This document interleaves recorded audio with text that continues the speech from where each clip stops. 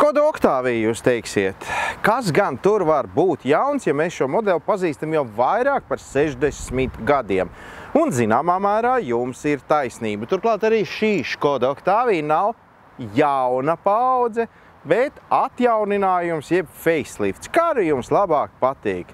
Lai vai kā, jaunumi tur ir diezgan daudz, un par tiem tad arī tagad. Ja atjauninātā Škoda Octavia nav tikus pie revolucionārām izmaiņām vizuāli, tad patiesībā tas, kas mūsdienu automobīlim ir viens no svarīgākajiem aspektiem, ir krietni vien cēlies. Nu, lūk, kaut vai elementāras lietas. Jaunās paudzes parkinga asistents, pirmo reizi Octavia modelī. Drošības un joslu asistents, pirmo reizi Octavias modelī. Jaunā ekstrēmās bremzēšanas sistēma. Atkal jau pirmo reizi šajā modelī.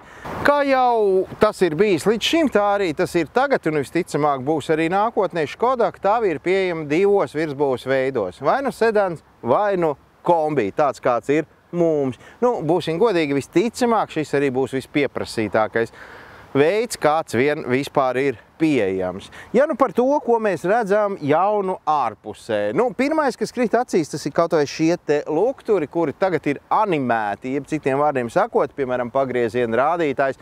Nevis vienkārši mirkšķina, bet skrien, rāda virzienu.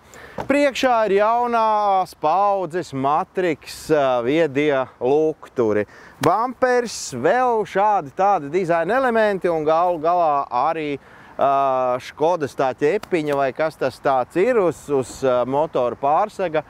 Rada jauno identitāti un līdz ar to skaidrs, ka šis nav tas, kas bija līdz šim, bet nav vēl tas, kas būs nākotnē. Lai ar šādu lepnu automobīli brauktu, vispirms tas ir jānopelna tur, nekā nevar darīt. Cena jaunajam Škoda Octavia sākās no 22 000 sedana benzīna izpildījumā un līdz pat 36 000 šādā dīzeļa un kombi izpildījumā.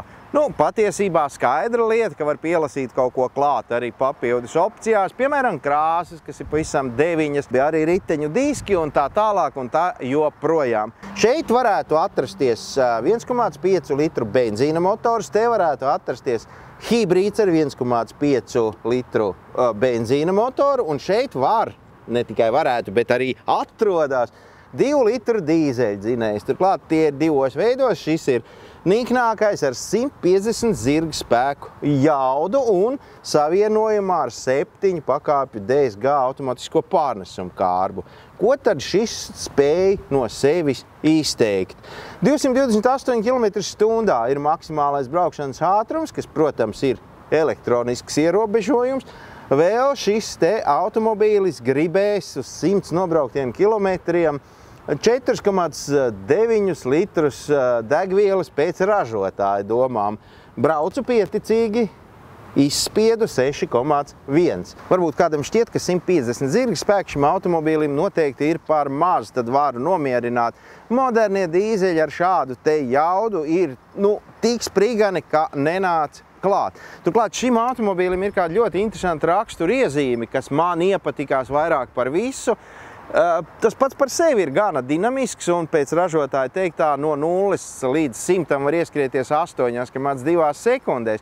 Bet kas priecē vēl vairāk, tad ir ļoti laba dinamika no 90 uz augšu. Teiksim, ja jātiek fūrē garām, tad no 90 līdz 120 tas ir tā kā pūtiens vējā, un tu jau esi atpakaļ savā joslā. Šeit salonā ir dažas jaunas lietas, kā piemēram standarta aprīkojumā jau pietiekami liels multimēdiju ekrāns 10 colas, kā papildus opcija 13. Te atradīsiet daudz un dažādas vēl jaunas lietas. Man personīgi ir jāpasaka liels paldies tam, kurš ir izgudrojis šo te ātrumu pārslēgu kloķi, kurš, viņš ir klasisks, tā kā tagad ir ļoti daudziem automobīļiem, bet to var izdarīt, jau ar 2 vai pat dāmu ar 3 pirkstiem, nevis tā kā citos automobīļos knapi var iespraust tur vienu. Lietas, kuras man varbūt gribētos, ir stūris, apakšējā māla varētu būt taisna, kaut kā man tā ir pierasts, bet droši vien, ka tā nav problēma. Un kas personīgi man šķiet ne īpaši prātīgi, tas ir auduma apdari uz paneļa, un protams, šiem blokiem, kur tu visu laiku strīķējies ar elkoņiem. Bet, kā ir, tā ir. Par papildu samaksu var tikt arī pie savādākiem salona aprīkojumiem. Kā jau es tādās reizēs saku, nevajag strēpt karstu, vajag aiziet, izmēģināt un tad izdarīt secinājumus. Man liekas, ka nav nekāda vaina. Nevēlti šis automobils Eiropā ir pats populārākais šobrīd savā klasē.